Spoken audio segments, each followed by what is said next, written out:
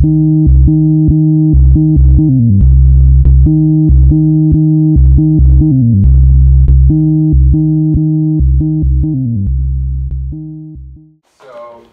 where would you want to be? So it's a really vague question, so I'm going to give you a specific scenario. So let's say that you need to study for your midterm in college, and you have two options. You can either study in the open library with a lot of open space, a lot of light on the left, or you can study in your dorm that's really private, it's very personal and meant for you on the right. So which one would you choose? Raise your hand if you would choose the left, and then raise your hand if you would choose the right. So I want to ask you all, why did you choose the right? And then why did you choose the left? Did you choose the library because you thought it was more comfortable? Did you think that the library was better for you than the dorm? Why did you choose your dorm? Did you think you didn't want to be disturbed, or you think you like cozy spaces? And so those questions are pretty broad and they're really important for architects. And I'm going to give you another example. Let's say you need to make breakfast and you have two options. You can either go to the kitchen on the right or the kitchen on the left. Which one would you choose? Raise your hand if you would go in the kitchen on the left, and then raise your hand if you would go into the kitchen on the right. And so I ask you the same questions. Why did you choose the kitchen on the right, and why did you choose the kitchen on the left? Did you choose the left kitchen because you like the rustic feel? Did you like how cozy it looks, how warm and inviting it looked? Why did you choose the modern kitchen? Did you like its sleekness? Did you think it was more efficient or more pretty? In essence, why did you feel that you preferred one space over the other? And so this comes up to my next point, that architecture is all around us. So it's with you when you wake up in your room to when you go to bed. It's with us where we work, where we eat, sleep, where we study, exercise, where we meet up, where we break up, where we shop, or where we heal. It's with us when we experience all our different ranges of emotion, when we're happy, sad, or angry, depressed, when we're overjoyed, or when we're tired, or when we're awake. So architects have this really important job of taking all of these things into account and trying to satisfy everyone that goes into a space and take into account everything. So they have these really important questions that they need to answer when building a space. They need to answer, what's the best architecture for you? So what suits maybe Katya best for her living room? Or what suits hospital patients best for a hospital? Or what suits college students best for a college dorm building? And then they have to answer, okay, well, as an architect, how do I figure out what the best is? So what is my methodology? What do I have to study? What data do I have to gather? Who do I have to ask? What kind of, where does my money come from? And so they have to answer these two questions. And so scientists and architects have come together to try to answer these questions. Here are some of the facts so far. So this is some of the answers they've come up with. We know that architects still often use what they learned in college, so their best guess or their intuition, to make a space for a person. We know that designers are affected differently than non-designers to space. Designers like complex spaces, and then non-designers often like simple spaces. We know that space, processing it, it's processed throughout many networks in the brain. So when you process space, it's not just in one certain area of your brain. It's all over across many long and short-range networks. We also know that you can see these processes take place with an fMRI or an EEG. But still, it's a very new field, so not a lot of research has been done on it. Okay, so this is my paper, which is titled Effective Response to Architecture, Investigating Human Reaction to Spaces with Different Geometry. And so the scientists and architects basically wanted to answer these two questions. Is there a connection between space and participant response? Basically, do different spaces have different responses to participants?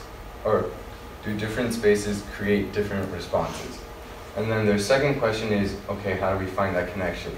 So it's like that methodology question in the beginning. How do we know what these responses are, and how can we, what kind of data gathering can we create?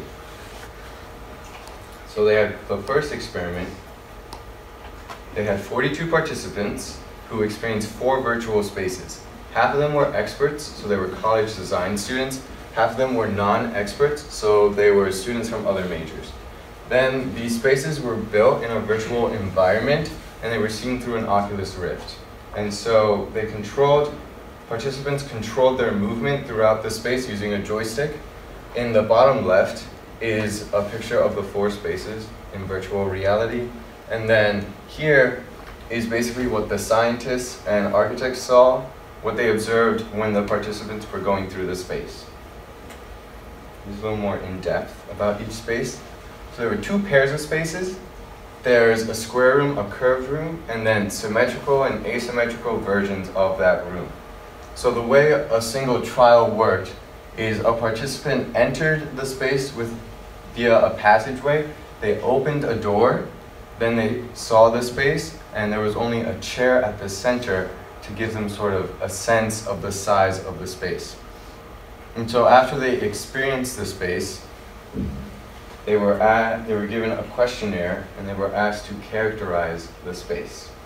So the scientists asked them to characterize if the space was efficient, pretty, safe, pleasant, or interesting. And they did this for all 42 participants, and then they separated the data with experts and non-experts. And so first thing we want to know is that the graphs aren't the same. Like the graph of the experts is different from the graph of the non-experts. The only little thing is that for efficient and square space, the experts and non-experts agreed at 80% that it was efficient. But then if you look at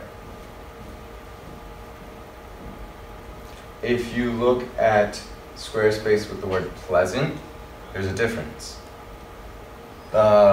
In experts, it's around 55%. But in non-experts, it jumps to around 75%. And you see examples like this all over the data. If you look at pretty, the word pretty, for round space, experts thought it was 70% pretty. For non-experts, it went down to 65%. For curvy space, they thought it was 70% for the experts. But for non-experts, it rose to 85%, almost 90%. Yeah, Jackie? How can you characterize a space as efficient? So what they did is they gave them a questionnaire and said, do you agree that the space is efficient? What do you mean by efficient? Well, it's a very kind of vague word on purpose, because, what's your question, Jackie? What do you mean by the space is efficient? So, if you've heard of like an efficient use of space, right? Efficient use of space. That's Why?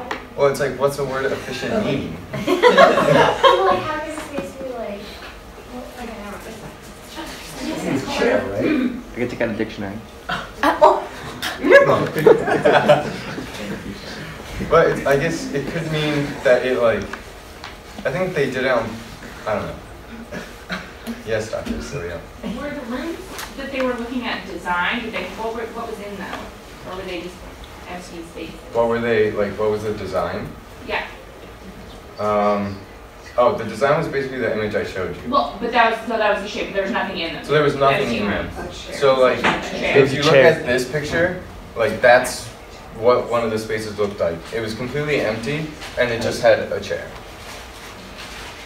yeah, but I mean, it's it's harder to store furniture in a round room than it is in a square room. And people know that as they enter the room, no matter what, whether there's furniture or not. Well, the size of the space also was pretty large. Like it was if I remember correctly, it was around the size of a college lecture hall because they were college students, so they wanted to give a good reference. Any other questions? All right. So basically the main idea is that there are differences between expert responses and non-expert responses. But the problem is that this data is collected from a questionnaire. So it has a lot of room for error and a lot of room for bias. So what the scientists and architects wanted to do next is they wanted to see if there was a more sort of direct way to measure these responses to space. If there was a more unbiased way to measure it. So that's what they did. In their step 2 in their second experiment, they tested they wanted to find a new data collection method that was unbiased and had just pure data.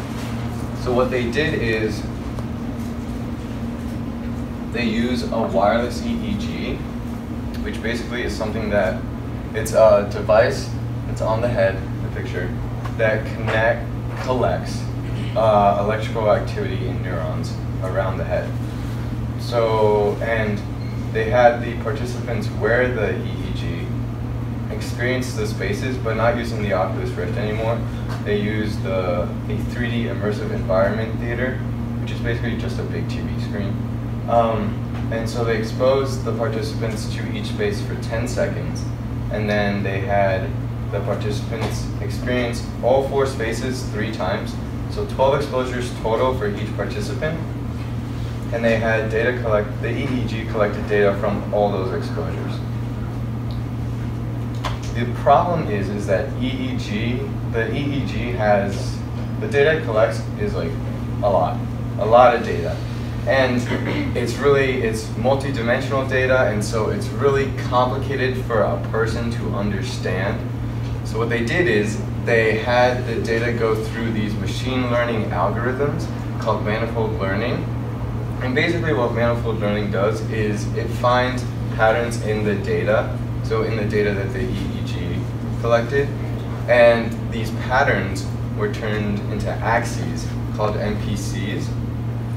And so the important thing about this is that it finds the patterns in neural activity when doing a specific function, and it also separates a lot of the background noise that comes from like your ear muscles or your forehead muscles or your eye muscles when they put the EEG on their head. And so they took these axes and basically they put them onto a 3D graph. And so each little dot represents one of the signals that they got from a specific sensor from a specific participant. And the colors each represent a different space. But this graph is kind of complicated, so we're going to skip to a little more simplified version. So they took basically the bottom 2 NPCs and put it into a 2D format. And so what they saw happen is that the same spaces are grouped together. So what that means is that somehow the patterns that they found without knowing it separated the different spaces on the graph. Are there any questions? Yes, Jack? So they don't know what those NPCs are, right? They're just axes that present the data in this way. I'm not sure actually. Yeah, Jack? Do you have any? Oh, okay. Okay, so basically they then turned this NPC1 into another graph. And so we can see basically what I just said, that the room numbers become separated by the pattern that they found. And the same goes for if the space was symmetric or asymmetric. The patterns that they found in the brain activity separated the spaces. And so, yeah. What we can conclude from that is that architects see space differently than non-architects. That their responses to the space show different preferences. From the second experiment, we can tell that there are different responses to the brain to different spaces. That an EEG can measure this response, and that the virtual environment can create these responses. Yes? Can you go back 2 slides? This one? To that one. When they clustered these data points together, did they combine the designers with the non-designers? This graph is basically one set of data that they collected from one specific person, from one specific sensor. But So, did they at all think about combining the data points? Designers versus non-designers, and then break it down by room parameters? I don't know if they, well, when I read the paper, they didn't say that explicitly. But my intuition is that they chose this specific person and sensor because it best represented the data. So is this a designer or a non-designer? I don't know that. That I don't know. Are there any other questions? Yeah. What is, can you go first? This one? What is the x-axis or y-axis measured in? Like, what's that saying? So the y-axes, they're like, it's an arbitrary, it's not arbitrary, it's basically how much, That's like the MPC thing. yeah.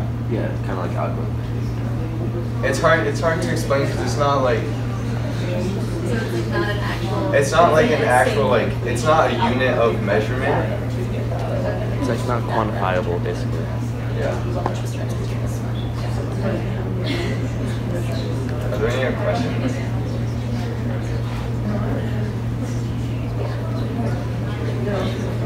Any other questions? Yeah.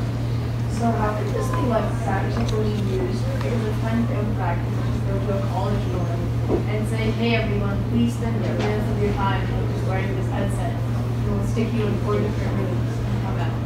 And then you have to analyze all the things. So like, how would you make this more practical? Well, I mean, I know that college students get paid when they do these kinds of tests. So they get, I don't know how much they got paid. But usually when a college student like is giving like some sort of test by like the psych or whatever, they get paid X amount of money for participating in the study. Your question was about how they, yes, Doctor? How they could make it more like I can help you out. Okay. So this is mostly just kind of a proof of principle study. Are they able to take completely, unbiased data, not looking at a specific part of the brain, and pull out patterns that seem meaningful based on space? So this is miles away from actually making any kind of architectural decision, right? This is just a little bit of like first step in looking at brain activity in regards to being in a 3-dimensional space like that. Yeah, because their main goal, they didn't have like a goal of seeing like, oh, are different people like affected by different spaces or something with emotions. That wasn't their goal. Their goal was to basically see if this new method, like collecting data from an EEG and putting it through these algorithms, if there's anything meaningful out of that. So like if there wasn't anything meaningful, all these points would be all over the place. But since they're all clustered together and they're clustered in a specific way, being that they're clustered with each space clustered together, then there's something meaningful out of that data. Yeah, any other questions? Yeah. What does NPC stand for? Ooh, I like that one. So NPC stands for non-dominant principal component, which is basically just a short term for the pattern that they found. Any other questions? Okay, so basically you made a good point that there needs to be a lot further research to define what is this data that we collect from the EEG. So basically, what does it represent? Like, can we make emotional responses that were in the first study appear on the second study? What kind of brain activity is collected? Where does it occur? the other question is, okay, well, how do architects bring this information to their own practices? So like the first study, how do they bring the information of how people characterize sharp and round space into their own buildings when they make them? And so that leads to the last point, which is sort of what I want you guys to think about when you leave, is what point should an architect stop taking all these findings into account, and when should he use his own expertise? And so with that, I'm done.